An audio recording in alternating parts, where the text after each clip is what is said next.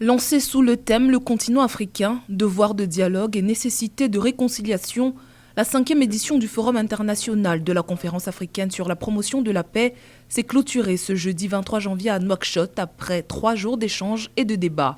Objectif : examiner les conflits et les différends en Afrique et voir dans quelle mesure des approches intellectuelles et des initiatives sociales peuvent aider à les endiguer. L'approche intellectuelle qui inclut de façon multidisciplinaire différents acteurs, dont des religieux, peut aider à fournir des outils pour la résolution des conflits à base idéologique, par exemple le djihadisme.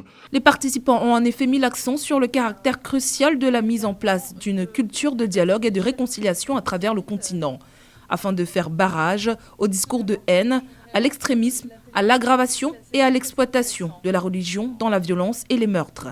Des propositions ont été faites, comme la création d'une plateforme électronique pour les artisans de la paix, la mise en place de programmes de formation pour les jeunes et les femmes, ainsi qu'un fonds pour la réconciliation. Des propositions pertinentes et ambitieuses, certes, mais comment les mettre en œuvre ?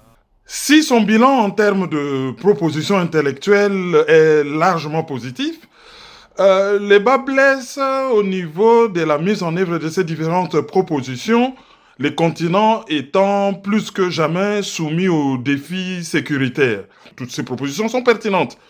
Mais la grande question se situe au niveau de comment l'Union africaine récupère toutes ces propositions pour leur mise en œuvre. La conférence pour la paix de Nouakchott, c'est la réflexion. Maintenant, pour ce qui est de l'action, la balle se trouve dans les camps de l'Union africaine. La Mauritanie a accueilli cet événement dans un contexte régional particulier.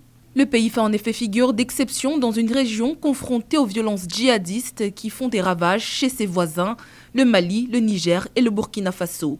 Ayant acté leur séparation de la CEDEAO, ces 3 pays se sont réunis au sein de l'Alliance des États du Sahel pour faire face à cette menace ainsi qu'à d'autres défis politiques.